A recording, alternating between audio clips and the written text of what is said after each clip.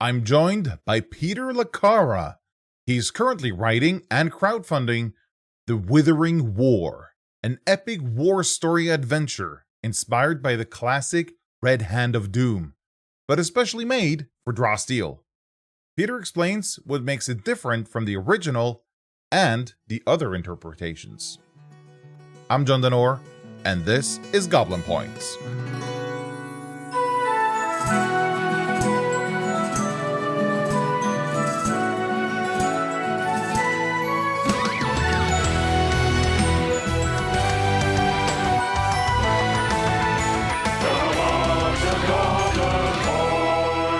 Welcome to Goblin Points, Peter LaCara. Hi, John. So, give us an introduction of yourself and also how you ended up in the Matt Colville / MCDM community. I'm an independent RPG author. I know Matt from way back because I basically grew up on the RPGNet forums where Matt used to post all the time. So we were actually like weirdly Facebook friends for a long time before he even started running the game channel. I was one of his like first subscribers just because oh, cool. This dude I know from the internet started a YouTube channel. I'm going to support him.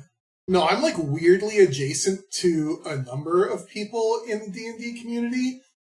I went to high school with the McElroy brothers of the Adventure Zone. Like, I was in community theater with Travis. You've always been around. But so you noticed that Matt started his channel back in 2016 or whenever. Did you end up being active in the community already then, or were you... I've sort of been in the fringes. You know, you'll see me in the YouTube comments every now and again. I was not, like, super active in the community, but, you know, I've, like, been around and kept my finger on the pulse of it. And, of course, I was very interested in Draw Steel. Yeah. You know, I was one of the early backers for Strongholds and Followers. So I've been following like the MCDM thing from a long time. So you were probably immediately aware when they started working on Draw Steel. Oh yeah, no, I was very excited. Looking for, I'm one of like the 15 people who was like very, very sad when 4th edition died. And so looking for a game that like sort of promised to be a successor to that, I was very interested. Ah, okay. So that's what drew you in then, the tactical angle of a fantasy heroic game then. Yes. You've been working on multiple RPGs yourself, which yes. I want to ask about them because they look at least very intriguing. I haven't had much chance to look at them in detail, but it looks to me like you started out with something called Twilight Kingdoms. Yeah, so that was my first sort of attempt at writing my own crunchy tactical game, which I published just for free during the pandemic. And it's based off of my D&D setting that I've been running games in since like 2008. So basically I wrote a whole book, just like learned how to format it and put it out basically as an exercise. The second thing that I wrote was a science fiction game called Mythic Space, whose entire premise is that it's supposed to feel like Halo, Mass Effect, and Cowboy Bebop had a baby. Just because, you know, anytime anyone asks for RPG recommendations, they're going to get recommended Traveler or Mothership or something like that. And it's like, those games are cool, but Traveler is very economics focused, and Mothership is like super horror focused, and it's not really like great for long campaigns. And Mothership itself will tell you that. You know, they've got rules for extended campaigns, but there's not much character development. I wanted, you know, like, Halo 1's like my favorite game of all time. And I wanted to make an RPG that felt as fun to play at the table as like a Bungie game feels to like. So that's my goal. And ironically, to do that, I borrowed a ton of mechanics from XCOM. So, going in the complete opposite direction of something completely turn-based. And that, putting Mythic Space out, is how I met Arcvane. Because he did the cover and a lot of the art for that. Ah, yeah. And then once we finished up with Mythic Space, I decided that my next project would be to go back and take everything that I learned and apply that to Twilight Kingdoms. And so Arcvane and I had like developed this whole, we had like this whole visual language and stuff all set up for the Twilight Kingdoms, a big mood board and everything. And then I was literally like a month away from starting the Kickstarter for Twilight Kingdom 2nd Edition when Draw Steel released. And then I sat down and I played Draw Steel just to like try it out. I was like, this year and a half. Oh no. I've never been so angry to have so much fun in a session. So I was like, there's no way that I'm going to be able to release something that's playing in the same space as like, both Draw Steel and Daggerheart that had also like just recently released within a month or so. Like both like basically the giants of the not Wizards of the Coast, sort of fantasy RPG, like these titans, and like I'm just this little guy, and I'm like, I can't beat these guys. So I decided to join them. So I basically, and to be honest, to give credit where credit's due, this is Arcvane, the artist that I've been working with. This was his idea, is that he was, he'd been pitching to me to write a Draw Steel adventure. And I was like, I don't know, maybe I'd rather just do my own thing. Until I actually tried MCDM's thing, and I was like, I don't know, maybe I do want to. So what we did was we took all of that lore and that world building and all that visual language that we'd already established for Twilight Kingdoms, and I was like, well, I'm just going to keep this world, and I'm going to start writing adventures in it. And the Withering War was the one that we had like a big sort of Google Doc full of adventure ideas, and the one that was the most exciting to me was spiritual successor to the Red Hand of Doom, which should sound familiar to basically anybody listening to this podcast. Yeah. Then, of course, I've been working on that for like 6 months or whatever, and then, MCDM teases Crack the Sun, and I'm like, killing me. But then I looked at their previews for Crack the Sun, and I think the Withering War is going to be significantly different than what Crack the Sun is doing. Even though, like, superficially the setup at the beginning is similar, like, once you get past, like, the first couple sessions or so, it's going to be way... Okay. You're going for a very different vibe in general, I'd say, or at least from what I've seen of the art for the Withering War. Yeah, the vibe is very, very different. I try to, like, in a way it's more grounded, in that I don't have you, like, hopping through dimensions or anything like that. And I also try to stay very focused on the human story going on. Like, I'm really, really interested in the motivations of, like, all the NPCs and characters. And I've got, like, this big list of NPCs in the first town that the players show up in, which, of course, is eventually going to get destroyed. And one of the things I do later on is, if those people survive, we catch up with them later. And then I've got another table that tells you what they've been doing since then, how, like, the war has affected them. And like that's going to be like a completely different vibe than like, we're going on space adventures and we're going to fight an alien god in the sun. I mean, I do have you fighting a kaiju-sized troll in a magic, like, Fallout setting, but, like, still a little bit of, like the vibe is different, you know?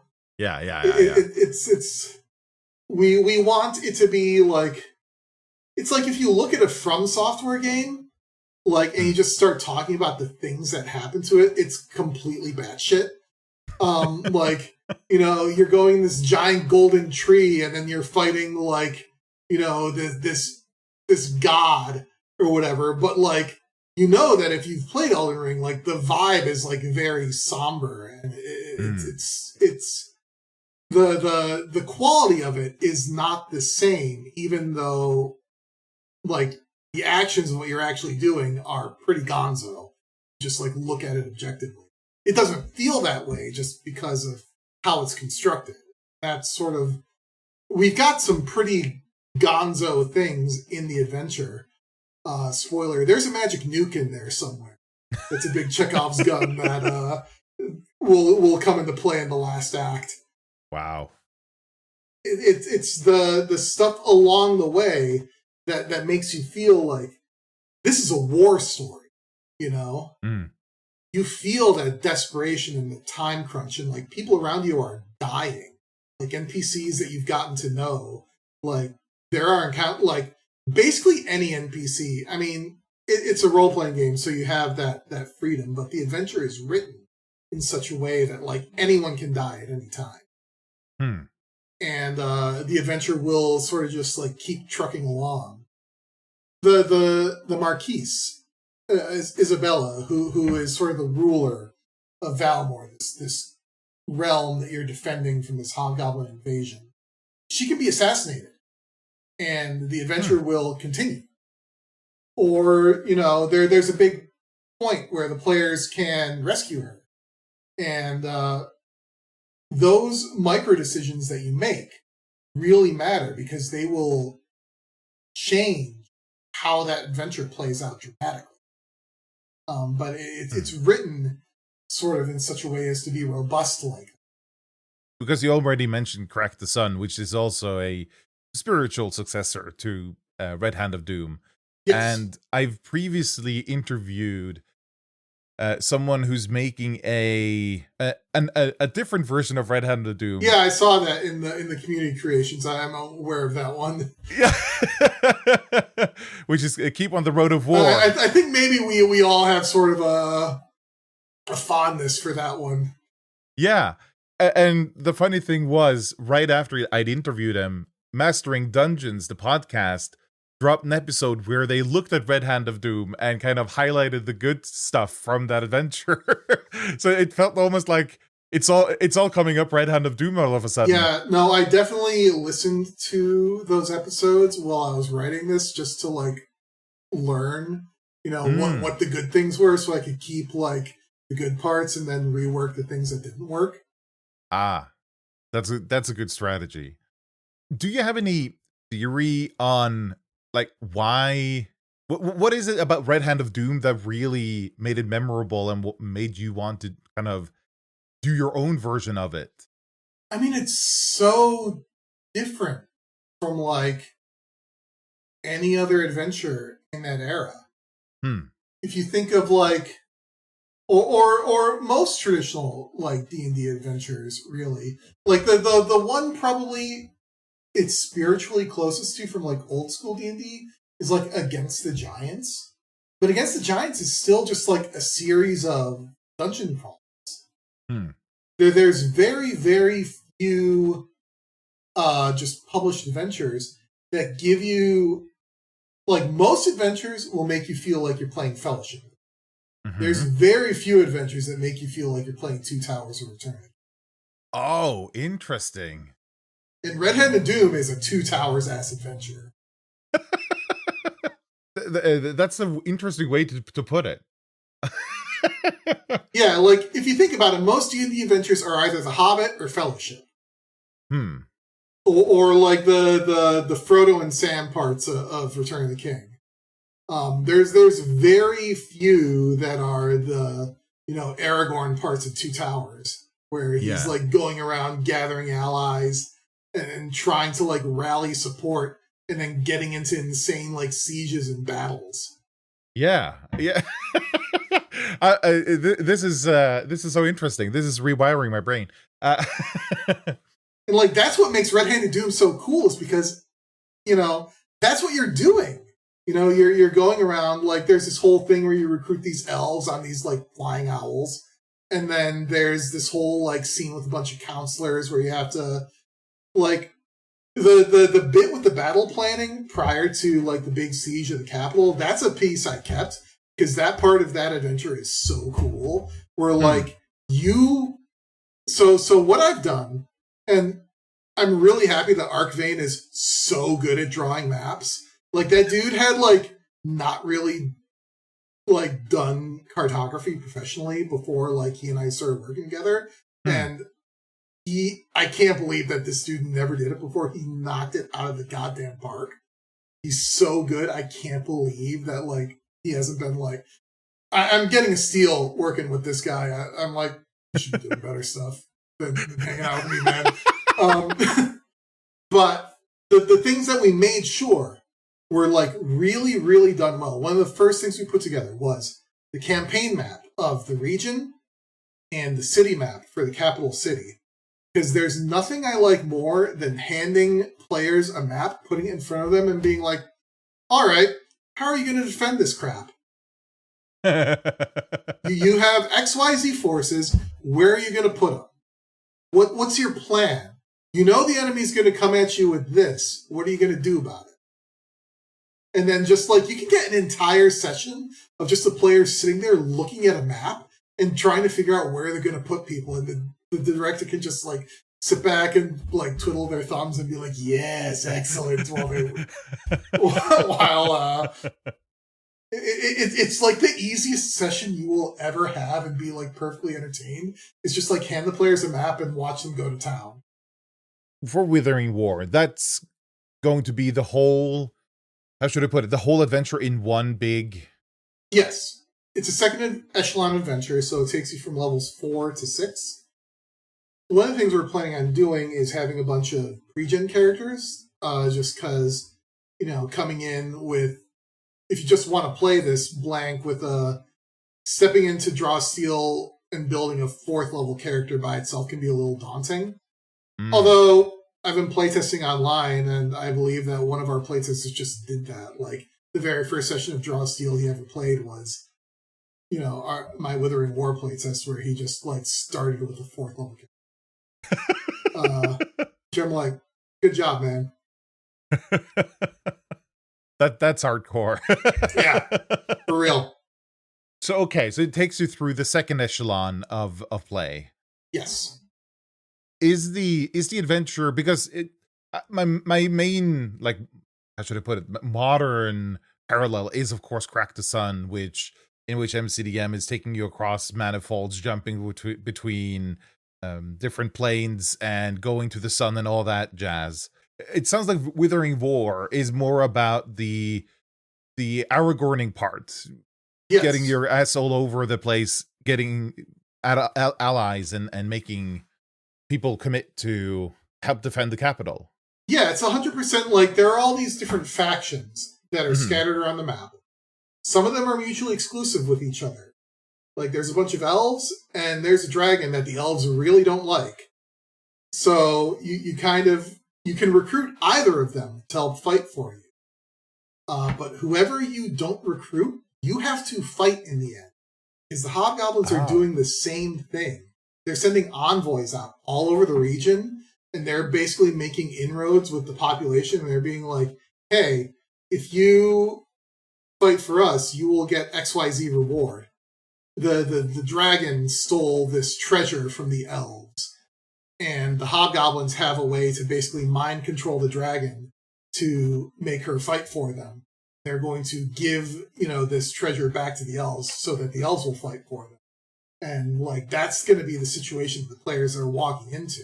They have to decide who they want to side with and what they're going to do about it. Will the players have because it sounds like the hobgoblins then have the means to make those opposing sides join the hobgoblin side willing or not, do the players have the same opportunity to recruit both of those opposites and fight on their side?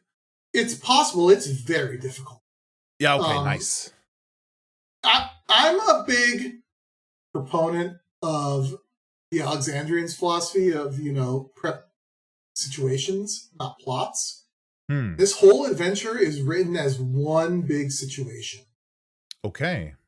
It's very open. There's very, it's not a full OSR style dungeon where they just hand you like a list of NPCs and like a map and tell you to go to town.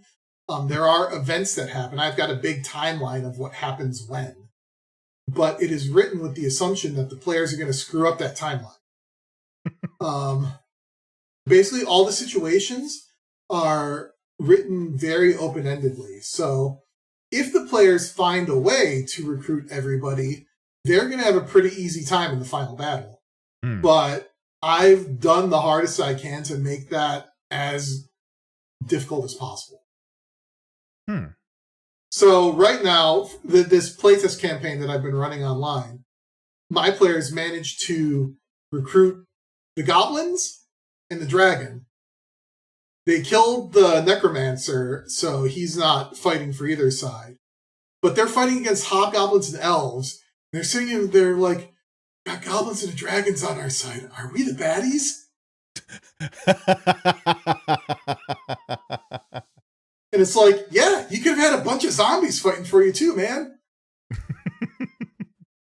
if things had played out differently. Yeah. You mentioned Arcvane being the artist. Because one of the it was more of a comment than a question. One of the comments I got on the Patreon post was about the art and how fantastic it looks. And it's so good. I'm also looking at the Mythic Space cover, which also looks very good. Is Arcvane doing all of the art for Withering War, or are you working with multiple artists? Oh, they're doing everything. He's doing everything. There's a chance we may hire a cartographer, but right now he's committed to doing all the battle maps as well. The dude is a machine. he has done so much art, and it's all absolutely gorgeous. And I can say that about my own game because I didn't make the thing, but it's like, in a way, like, even if the adventure doesn't take off and we make $1 million or whatever, which I mean, but like, if I get that guy on the map, just showcasing his talent, that's what's making me happy. The thing that makes me fortunate is that he feels the same way. He tells me that he thinks my writing is really good and he wants to put me on the map. So, I feel very lucky to have found this guy. I think we work very well together. You're aiming high with the funding goal for this. Is that because of the just the production cost of having a lot of art, or basically? I mean, Arcvane's a professional concept artist. He deserves to be paid as such. Sure. And I think we're putting out. It's a product that we've both sort of poured our hearts and souls and like have put a significant number of man hours into. Yeah. And we both have high standards and want to polish it to the best that we can. And polish costs money. Yeah, that's for sure. The reason I bring it up is the thing. I mean, our funding goal is not going to be that high. It's going to be like $8,000. So I mean, it's realistic and achievable, but it is higher than a lot of the other Draw Steel Kickstarters you may have seen have been. That's kind of where I'm trying to get. Yeah, I mean, I'm not like asking for a Maserati or anything here. No. That's for sure. I will say though, Triglav Games have just passed, I think, 13,000 euros on their current thing, which makes me more hopeful that there is willingness, at least, to fund these bigger projects, because a lot of the projects that we've seen so far are in like the hundreds of dollars, Yeah. So I'm always a bit nervous when I see someone that when it's multiple of thousands, it's always like, ooh, let's see how this goes. Yeah, I mean, we're looking at a current back account and being like, maybe, but I mean, look at the Night Shift Kickstarter. Yeah. That's done really, really well. And to be fair, that game has an anime trailer and looks sweet as hell. Yeah. Yes. So it's got that going for it. There is a community there, and it's growing. So we hope that we can tap into that. Kickstarters always come with a risk. Yeah. Mythic Space had a higher cost and price point, and I hit that. But Okay. I think I raised around $11,000 for that one. So it's not my first rodeo. Sure. I've done it before, but it's my first time writing an adventure in a new community. So I don't know if a Draw Steel adventure has more or less wide appeal than just like, a brand new RPG. But I guess we'll find out. Yeah, my argument have been, because I speak to some of the people that have been crowdfunding in the Draw Steel community, and my kind of explanation is that people tend to collect RPGs like, this looks neat, I'll play this someday, surely. In a way they don't with like supplements for an RPG. So that's kind of me trying to rationalize their success. I don't know. I have an awful lot of OSR supplements I haven't run. I have to admit I'm kind of in the same boat, but I'm trying to to tell myself that I'm the odd one out. Yeah, I've got a decent drive-through RPG library of stuff that I just read and I haven't run yet. So guilty. But I've also seen before the Triglav one, which is the biggest one, like supplement one yet. We also saw an adventure being funded last November that was pretty successful, and a class just a couple of months ago that was really successful, raising thousands of dollars. So I hope that's an indication that there is a market for these high production cost supplements that people are willing to spend a bit to get. Oh, believe me, I watched that Draw Steel Creations page on their Discord like a hawk. I don't always post there because I'm a lurker by nature, but I'm very plugged into what folks have been building, and I like to do my homework, and I consider that page homework. So, is there anything in the adventure that you really want to highlight? Kind of what's interesting to me is this almost like serendipity, where multiple people are working on similar, or they're inspired by the same thing, I should say. So the thing that makes my adventure different, I think, is how heavily it leans on the negotiation system. Oh, interesting. There's a lot of talking in this adventure for something that's ostensibly a war story.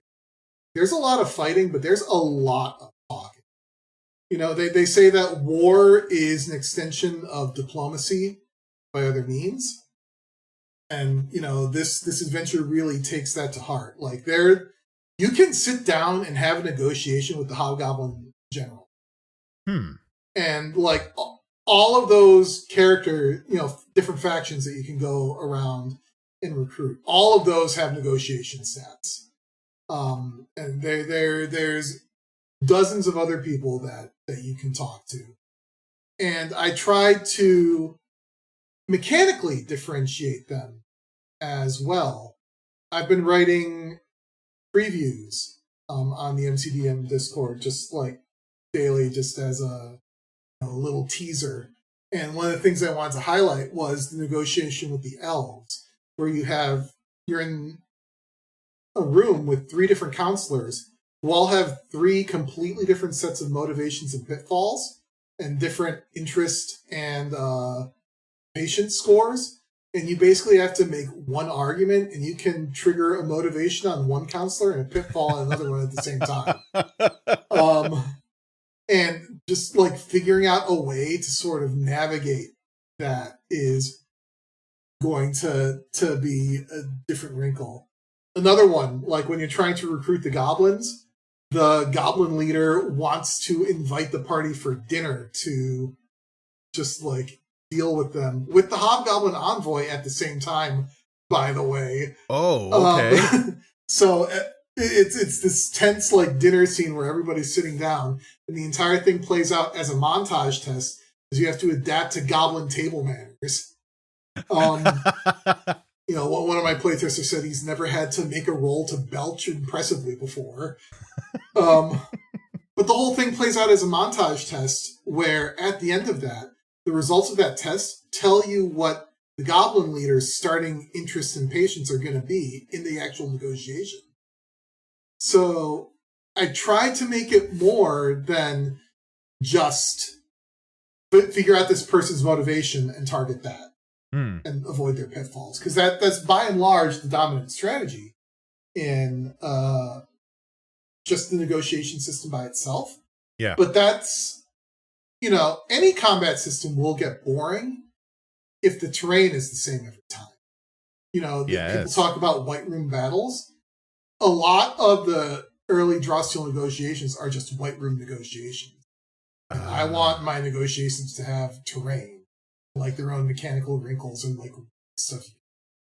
Negotiations is probably one of the systems in draw steel that is, I'm not going to say controversial, but it's very heavily debated whether or not it has a place.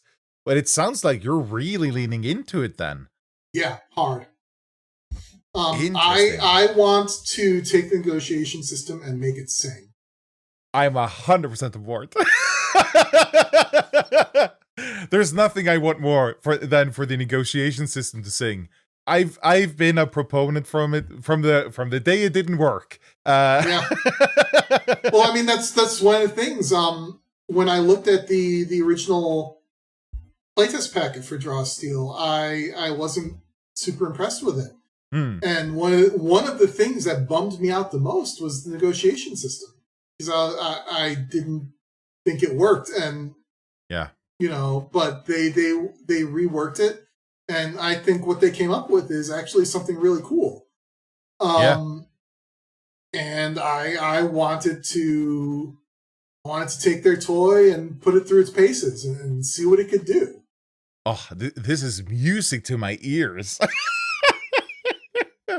I love this. I really like the idea and the concept of the negotiation system.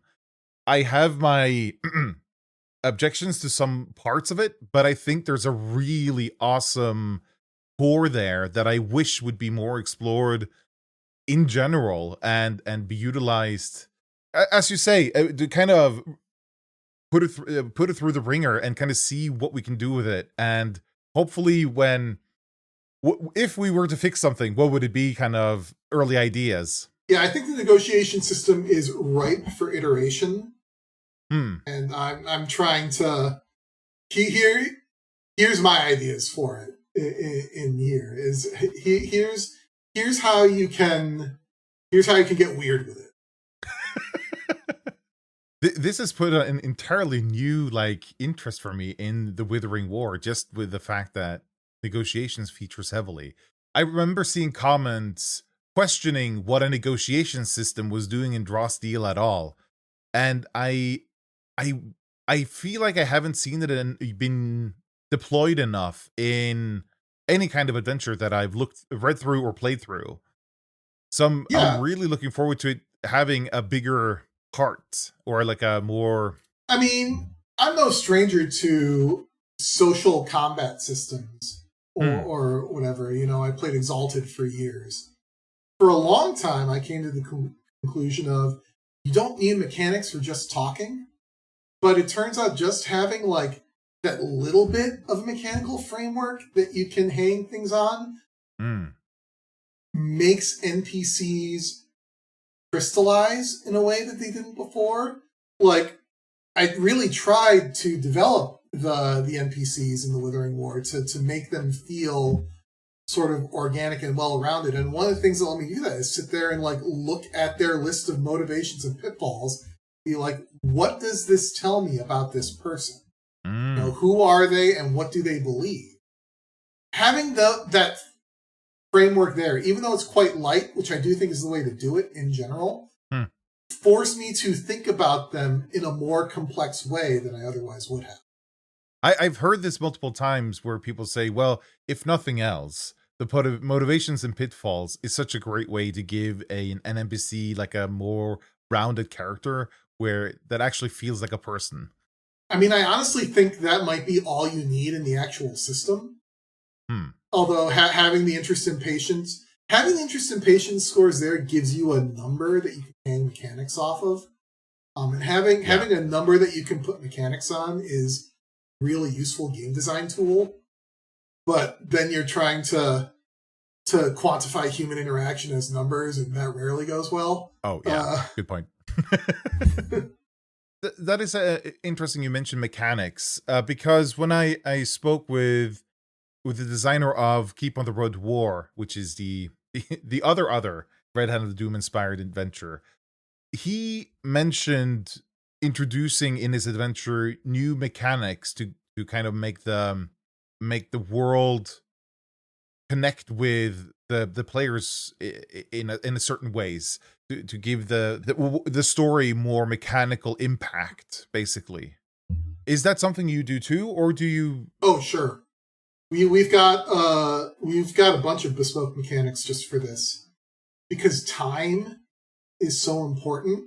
There is an exhaustion system if players want to like force march themselves or just like skip sleep in order to get places faster. They start to accrue levels of exhaustion, which basically act as anti-victories. They reduce the number of heroic resources that you start off with, so you could actually start with like negative heroic resources if you have enough exhaustion on you and have to like build up to it at the start of a fight. Wow.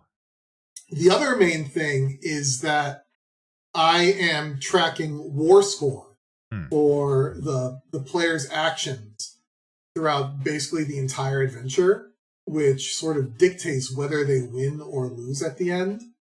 So like each faction you recruit, just having them there, awards you a bunch of war score. And like doing different actions to like sabotage the invading army, or finding intelligence caches, or like the battle plans. Like the battle plans are a big source of war score. And then the actual performance in the battle itself. My players just went through this huge gauntlet, which is like the big sort of Helm's Deep style siege. And I've got this whole mechanic where I've got a bunch of encounters. There's a pool of encounters that you build out based on which factions you've recruited and which ones are fighting for the hobgoblins. You get a stack of index cards, and you just write the different encounters on them. And then you shuffle those index cards up, and you flip up like 4 events, basically. And the players have to choose which ones they're going to respond to, and which ones they're going to send the different factions they've recruited to respond. And some of those factions are stronger against certain events than others. Like there's a bunch of like wyvern riders that, are part of the thing. And if you try to send the dragon against them, she's just going to wreck the wyvern riders. Versus like if you send like the reanimator zombies against them, like the wyvern riders are just going to tear them apart because they don't have any range attacks. Yeah. And so you do that, and like the whole thing is like this big sort of exhausting thing, and it's a lot of fights in a row. But to switch it up, almost none of those fights have an objective of just kill all the other guys. There is always something that you're trying to do. Like the enemy's trying to destroy something, so you've got to. There's a cathedral door, and the hobgoblins have summoned a huge demon that's trying to break through it. That are going to kill all the healers who are like keeping the soldiers alive. You've got to stop that. Or there's a bunch of elven snipers like moving through the rooftops, and you've got to try to track them down. Or Like there's a bunch of raiders running through the streets and you're just trying to keep civilians alive, or you have to go and like destroy hobgoblin artillery or something like that. So it's very rarely just go in and kill all the bad guys. It's go in and do the thing.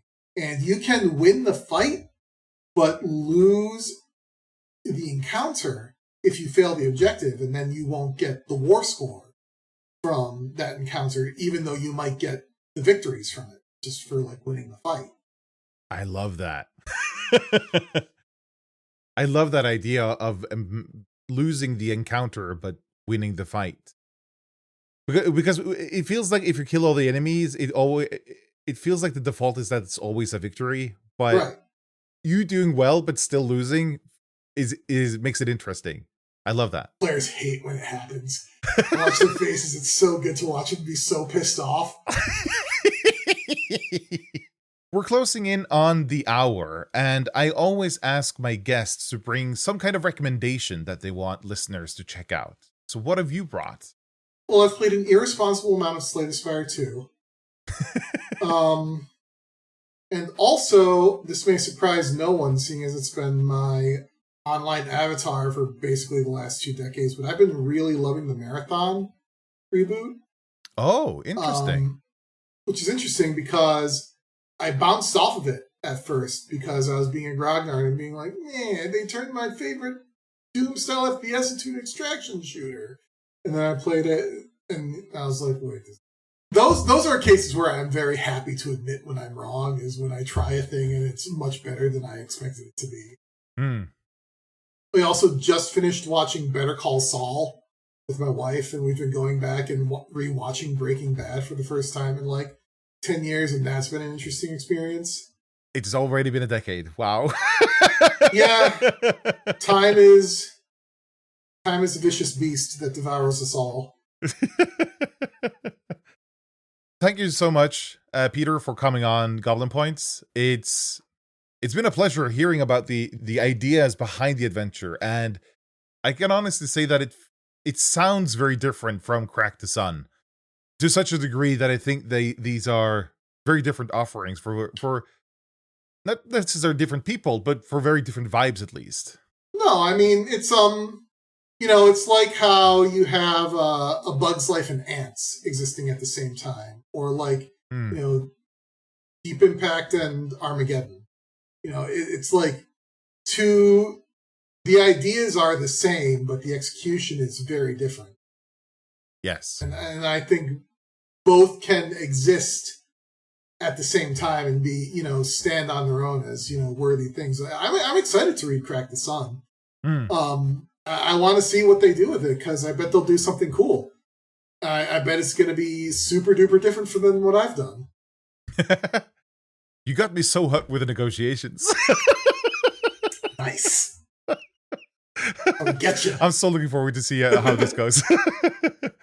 But yes, thank you again, Peter, for coming on. It's been very interesting and very fun. Well, this has been an absolute pleasure. Thank you, man. Thank you so much for coming on, Peter. Negotiations. That's what got me excited. I really want to see someone take them as far as they can go. We've done combats to death. Give me some good negotiations. If you want to be featured on Goblin Points or know of someone else who should be, leave a comment on YouTube or Spotify, or send me an email on tips@goblinpoints.com. Links to everything, including this script, can be found in the show notes and on goblinpoints.com. You can support my work by becoming a patron member. Paying members get to submit questions to my upcoming guests here on Goblin Points. You also get access to premium features on Stall. Stall is a digital toolset for playing and running Draw Steel. Digital hero sheets, encounter builder, monster lookup, the complete rules texts, and more, such as the Stall Supplement Index, a comprehensive list of supplements being published for Draw Steel in one convenient place. Visit stall.app. STAWL.app. Next episode is on the 5th That's going to be the roundup episode with the news for June. More crows, the Red Road, and the wild success of Until the Last Villain Dies. See you next time. Snackis.